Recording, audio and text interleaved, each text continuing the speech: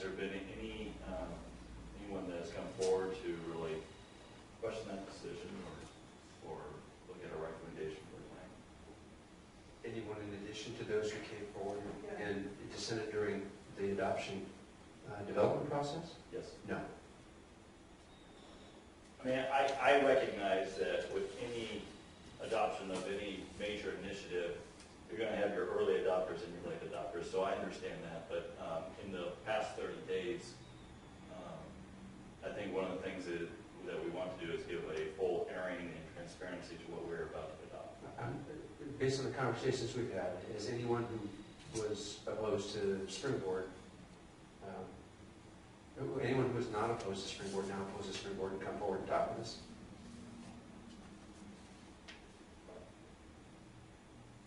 Anyone who was not previously opposed to Springboard or now opposed to Springboard come forward and talk to us in that 30-day window? What I understand we're hearing from is folks who were dissenters during the adoption process. Yeah, I'm not suggesting there haven't. I'm just suggesting that one of our intents of our process of having this kind of 30-day window was to allow for people to come forward, and if not, that's great. And they had the opportunity to come forward on tonight's agenda. Yeah. So, my statement is correct, yes? Yeah, I'm actually not involved in this part. Well, so you had people who were, I think, generally against Springboard come forward again in the last 30 days. And then there was, first, there are people who really didn't say much in the whole process who emerged in the last 30 days. is that common during curriculum adoption stuff? In my experience, for what it's worth, I have seen that many times over. Yeah.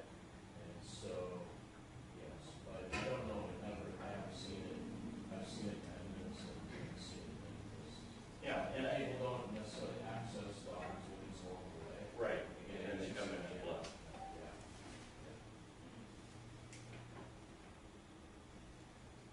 Student record for this. I know as a student who has lots of friends who use the Springboard book, a lot of kids don't like it, but they don't like it because it's a lot more work. And so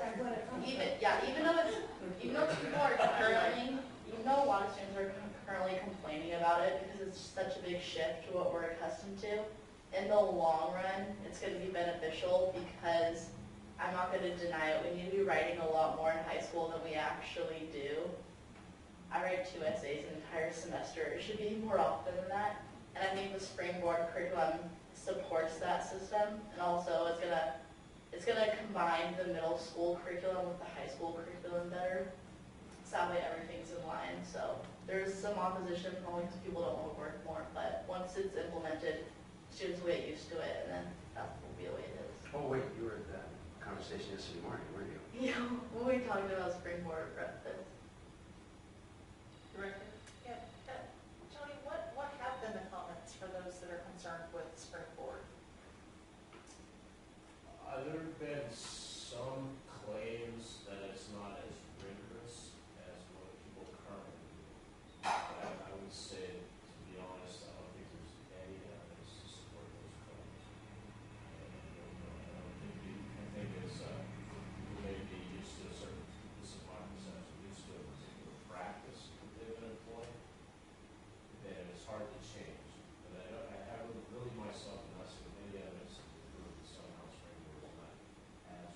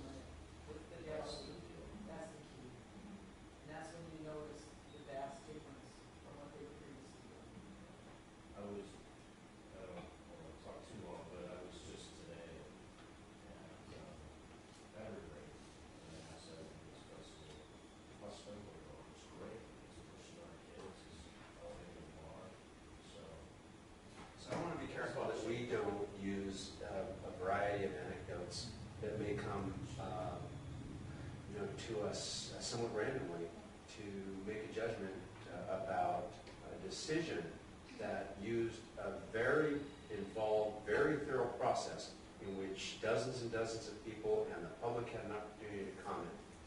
I think you need to be very careful about expressing your policy, having the staff invest huge amounts of time and dollars in following your policy and producing a result, and then attempting to use random bits of information as your decider in a major adoption for the district. Yeah, I don't think that's what was being done. Well, I'd like to provide some information about the process itself. The adoption committee that was involved in the process, and I don't know the timeline, but this committee was made up of 15 high school teachers and administrators, 11 middle school teachers and administrators, a facilitator from special services, a psychologist from special services. It was also with a facilitator from the categorical programs, i.e. ELL. It was also encompassing, it had parents on the committee as well. Now, the teachers might have doubled as both teachers and parents, but this one, it also had a separate parent who was not a teacher as well. And there was a timeline in which they sat down and they rigorously went through it and did all the comparisons that you spoke of, and they are providing a recommendation based on the process. So it was very detailed, very much involved, and it had people from both middle school and high school, English language learners, special services, and parental concerns as well. And it went through several months. Tell me how many months it went through, Kathy? We started in September and ended in late March. September to March, and it went through and it followed the guidelines for our process in adopting new curriculum. And let me clarify.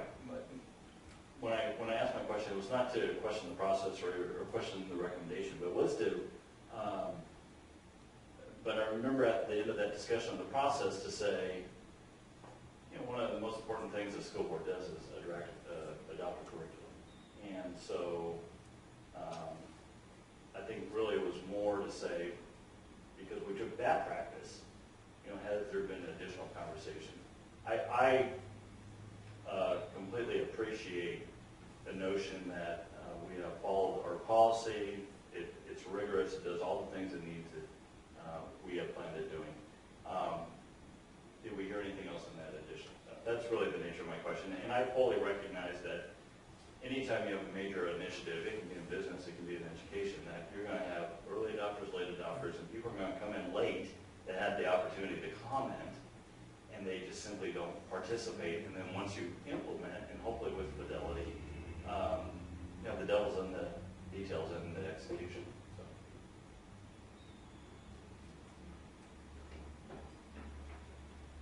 Any other questions? Director? Student rep?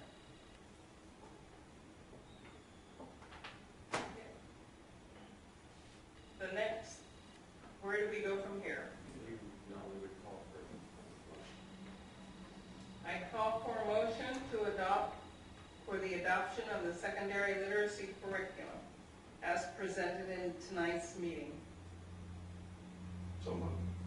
And by that you mean you'd ask what you'd like someone to move the record attached, which is it's spelled out for it.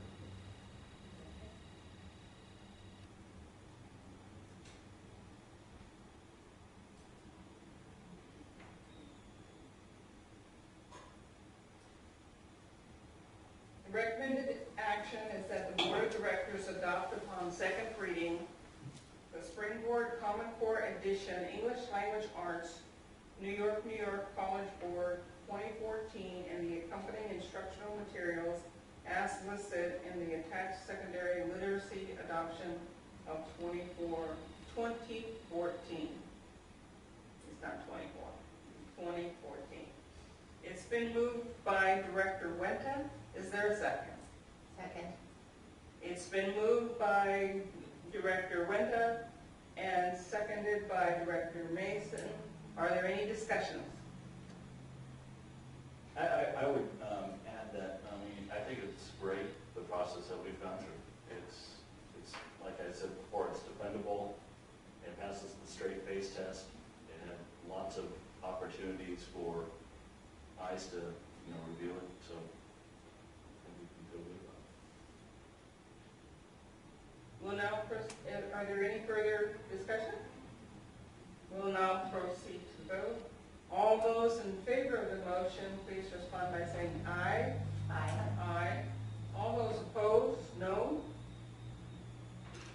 The motion carries. It is adopted.